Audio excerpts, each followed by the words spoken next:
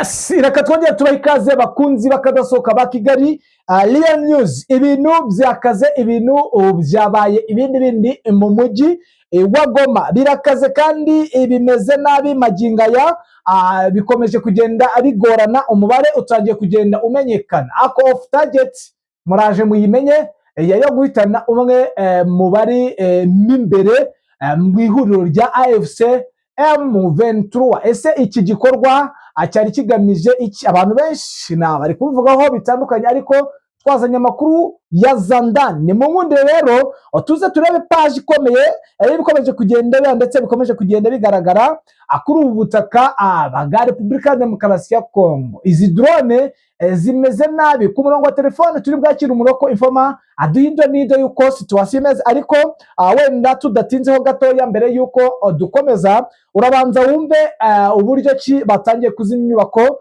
zamaze kubombarirwaho izi bombe za drone. Mu nkunde mutege amatwi tubane kugeza ku kiganiro cya nyuma kirangiye. Ni munyemerero tugende tumva akantu ku kandi.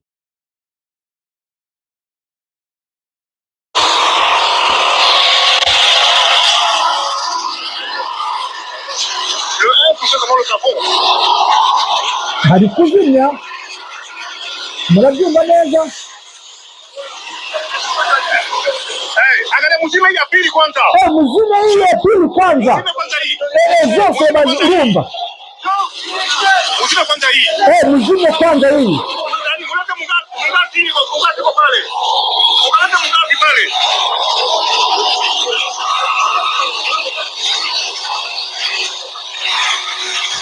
Yes! Turakomeza tugenda twumva uko tuwasimeze turi kumwe n'umuroko informa. Urumva ko igikuba cyacitse mu mujyi wa Goma, ndetse turagenda tureba ibyagiye bitangazwa n'ihuriro rya AFC ndetse n'ibikomeje kugenda bigaragara, aho nakubwira yuko maginga ya hamaze kuboneka abantu batatu baguye muri ibi bitero karundura byateguwe n'ihuriro rya FARDC, ndetse turababwira na off target y'izi drone. Umwe mu bayobozi bakuru b'iri huriro rya AFC M23 bashakaga guhitana ndetse bakaba bagabye no ku nyubako byari bizwi ko yaba yarayemo, ariko iki gitero kikaba cyafashe ubusa. Turagenda turebera hamwe akantu ku kandi nk'ibisanzwe. Rero ni mu nkundire mbanze mbashimire mwahisemo kubana natwe. Ikindi kandi namwe mukiza bwa mbere nta kindi musabwa uretse gukanda subscribe, mukarayikinga, mugakora share, bityo mukiyongera mu muryango mugari wa Dema kumva amakuru acukumbuye kandi yizewe. Ni mu nkunde rero nge tugiye kubana ndizamiye mu mugisha. Ku murongo wa telefone twakire Bizima Muroko informa wacu uherereye muri biriya bice, aduhe ibyo nido, atubwire uko situation ihagaze ndetse tumenye uko byifashe saha iyi ngiyi. Ni munyemere rero mbere yuko wenda dukomeza mbanze mbagezeho ubu butumwa kugira ngo mumenye uko byifashe. Goma Edwin wanyohereje amakuru, aho yanyohereje SMS mu gifaransa yambwiye ngo Goma Edwin la régime de la Tshisekedi et utilisé de drone pour attaquer l'ONU et l'UNICEF et frapper au cœur Christina Guinot, une grande dame de la humanitaire de nationalité française et était lâchement assassinée. La terrorisme d'État doit cesser. Tugenekereje rero we yanyoreje avuga ko ari ibitero byibasiye bo muri uno muryango, ariko bigaragara ko nawe asa nkaho yagize amakuru mfite yimbitse. Uraje umenye uko byifashe, aho n'ubundi hano haguyemo uno bita Karine Buiseti ufite ubwene gihugu bw'Ubufaransa, ndetse bakarasa ku nyubako ya Christine. Uyu nguyu bari kuvuga Christine Ginoti. Uyu Christine Ginoti n'ubundi niwe wari warazanye uyu nguyu Karine Buiseti Rero tutabatindiye reka tubanze tumenye uko kuri tere byifashe dukomeze ducacambuwa tureba uko situation ihagaze. Ku murongo wa telefone turi kumwe na Bwana Bizima. Bwana Bizima, wongeye kuramuka?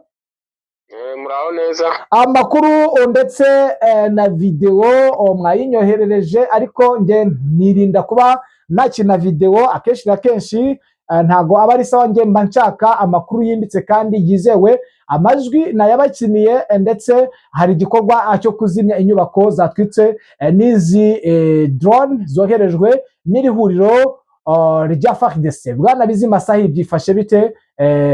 Bimeze bite kugeza sahi?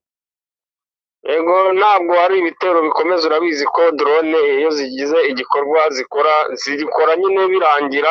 Ubu iyi saha tuvuganiraho ikiriho ni uburyo ubona ko hari umuryango w'abibumbye ndetse MONUSCO ndetse n'abandi bantu bose bafite ibyo bashinzwe muri iki gice cya Goma basa naho bageze aho ibibazo byabereye, ariko ibitero nyirizina nk'uko byagiye bisubirwamo kenshi na benshi n'uburyo babyumvise byabaye mu masaha ya saa 10 ndetse kugeza saa 11 n'igice za mu gitondo.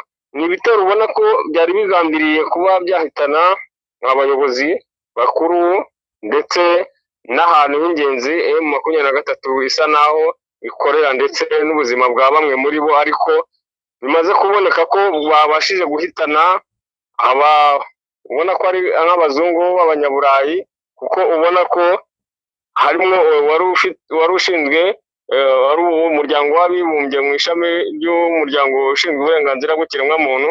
Rero urabona ko byanze bikunze iki gitero kiri hano ni ibitero byateguwe cyane na FARDC, kandi ubona ko bishobora no gukomeza, kuko nta kintu wakwizeza abantu yuko bishobora guhagarara guhera uyu munsi, kuko urabona hari hazwi neza ko uyu mujyi wa Goma ufite ubwirinzi buhambaye, ndetse ko nta na drone ishobora gupfa kubwinjiramo, kuko ubona bagiye babigerageza mu minsi itambutse ubwo drone zarasaga za Sake ndetse na Kicanga, ariko urabona ko yari intangiriro yo kwesaya mu buryo bwo kugira ngo barebe ko bishoboka ko barasa muri uyu mujyi wa Goma, kandi urabona ko babigezeho. Ni ikintu rero ubona ko cyane gishobora kuba kihagaritse umutima cyane ubuyobozi bwa M23 ndetse n'abaturage muri rusange bari muri iki gice, kuko drone urabizi neza ko mu mujyi ungana gutyo utuwe n'abantu ku bucucike buri kuri uru rwego, ni ikibazo gikomeye ubona ko yahagaritse umutima wa benshi, kandi ubona ko FARDC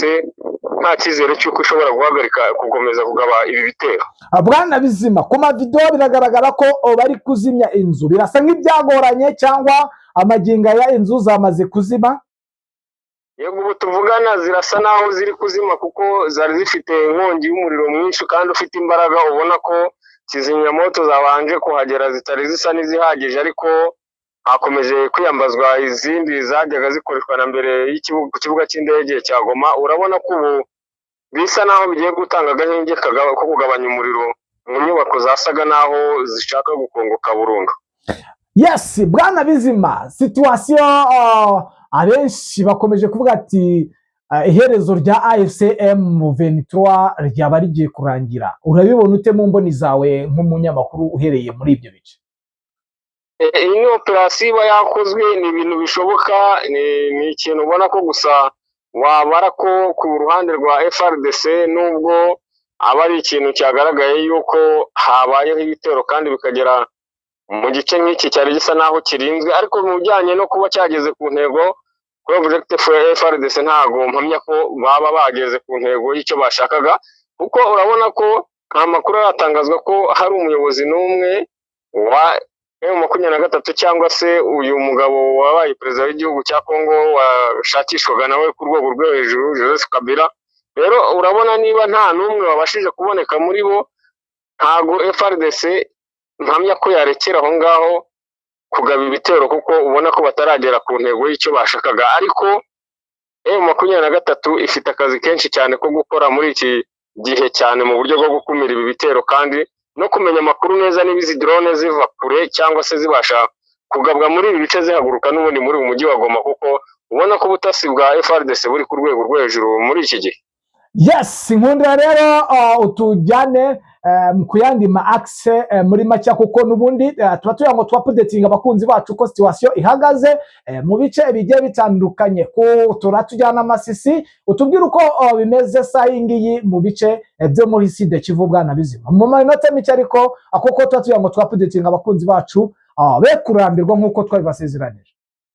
Yego Sud Kivu n'ubundi turagana mu minembwe cyane hahora operasiyo zitajya ziruhuka, ubona ko n'ubundi FARDC gikomeje kugaba ibitero muri kiriya gice ariko mu buryo bwa busanzwe bwo kuba bakoresha drone ndetse na sharing, ubona ko mu kijyanye no kuba bakwadivasinga cyabaye nk'ikibazo na n'ubu abantu bakibazaho kuko ugereranyije n'imirwano imaze iminsi habera ndetse n'ibitero bagabye bifite imbaraga ziri ku rwego rwo hejuru, bakabaye barigaruriye ibice byinshi ndetse hafi iminembwe yose. Uburyo wabonaga ibitero byari bimeze ku munsi wa mbere ubwo baheruka kugabaho ibitero basheringa kandi banakoresha drone. Rero M23 na twirwaneho urabona ko hari ikintu kidasanzwe kibanga utamenya kiri gukoreshwa mu buryo bwo kuzibira kwa divasinga kuri coalition nini, kandi ubona ko yari ifite imbaraga, ubona ko nta kintu kiri guhinduka. Biragaragara ko bangiza byinshi, ibitero bya buri munsi, kurasa bya buri gihe,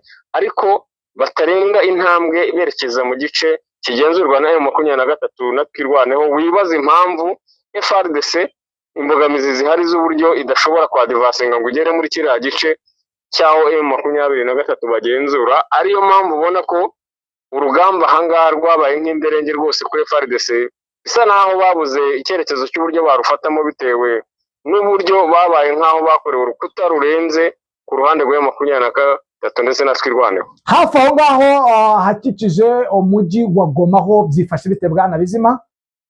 Ahakikije umujyi wa Goma ni umutekano n'ubundi usa naho uri gushyirwamo imbaraga cyane ku rwego rwo hejuru na M23, kuko ubona ko aho ibisasu bimaze igihe bivugira muri iyi pariki ya Nyiragongo ndetse byabaye nk'aho bikangura abantu basa naho bahahamutse muri ibi bice, kuko byatangiye ari ibintu bisanzwe ubona ko ari nka exercise, ariko biza kugaragara ko harimo na pozisiyo ya FARDC ndetse na FDLR zari muri ibi birunga ari byo bishobora kuba bisheringwaho buri munsi, kandi ubona ko ari umugambi wari wateguwe bijyanye n'izi drone z'uyu munsi. Urabona ko ku baturage mu nkengero z'uyu mujyi wa Goma hariho impungenge nyinshi n'ikibazo cyane cy'uko hashobora kuba havuka imirwano isaha n'isaha, ariko ikigaragara muri aka gace nuko deployment nyinshi cyane ziyongere ku rwego rwo hejuru za M23, ku buryo ubona ko hari amakuru ashobora kuba bari bafite y'uburyo hari operasiyo zategurwaga z'uburyo bwinshi muri uyu mujyi wa Goma. Yes, Bwana Bizima ankushimire n'ubundi ukomeze ukurikirane akantu ku kandi. Ese ni ibiki biri kuba, ni ibiki biri gukorwa muri uno mujyi wa Goma, tubere n'ubundi kugira ngo tuze ku updatinga abakunzi bacu isaha ku isaha. Yego urakoze cyane. Reka tunakwifurize no kugubwa neza Bwana Bizima. Yego murakoze. Yes, mu yandi makuru rero nuko byifashe ni umuryango wa Afurika y'Iburasirazuba aho baherereye i Kigali mu nama y'iminsi 3, hani kuva ku itariki 10 kugeza ku itariki 12. Urumva ko na n'ubu kugeza ubu inama bakirimo z'uku kwezi kwa Werurwe 2026. Ikigamijwe rero ni ugusuzuma aho gahunda yo gukoresha mu buryo buhuriweho ibikomoka cyangwa ibikorwa remezo by'inganda cyangwa byibanda ku by'inganda za gisirikare, aho igeze ishyirwa muri ibyo bikorwa. Ariko iyi nama iri kuba hashingiwe ku ngingo ya 2 y'amasezerano ya EAC yerekeye ubufatanye mu bijyanye n'ingabo n'umutekano, ndetse hakurikijwe gahunda y'ibikorwa by'urwego rw'ingabo rwa EAC y'igihe cya Mutarama kugeza muri Kamena 2026. Izi nama zose ziri kuba n'ubundi aho umuryango wa EAC ufite umuyobozi mushya, aho ubu ngubu EAC iri kuyoborwa na Perezida Museveni Yoweri Kaguta. Uyu nguyu ni umuyobozi w'igihugu cya Uganda, aho wenda sinzi ari bubashe guhindura iki ku bikorwa bikomeje kubera muri ibi bice bya zone y'intambara mu burasirazuba bwa Repubulika ya Demokarasi ya Kongo. Ngayo nguko rero turahabaye kugira ngo tubahe update akantu ku kandi kugira ngo umenye uko situation ihagaze, ariko amakuru nkura kuri bamwe mu bandakavazi banje baba bari ku mirongo y'imere y'urugamba bavuga yuko AFC iri kugenda yitwara neza, ndetse kuva yavumbura bamwe mu bakomeje kugenda babagambanyi, ubona yuko yahinduye umuvuno. Niki kiri bukurikire turahabaye kugira ngo tuba updating, ariko ibintu ni danger. Ni mungundi rero nihanganisha bikomeye abari muri zone y'intambara, ndetse muhumuriza cyane abo bari muri iyo zone, ndetse nihanganisha bikomeye nanone abarwayi. Imana niyo nkuru kandi buzacya, kwihangana bitera kunesha, ariko nenga cyane bikomeye abashyigikiye inzangano mu bantu. Inzangano zicitse izi ntambara ntizabaho, inzangano zivuyeho, amashyari n'iki n'urwangano biramutse bivuyeho, ntago twakabaye duhura n'ibi bibazo by'intambara, ndetse kwigwizaho kw'imitungo kw'abantu icyo bita indonke, ntabwo ibi byakabaye bikwiye. Ciao, tuze gusubira muri update zikurikira. Imana ikomeze ibane namwe.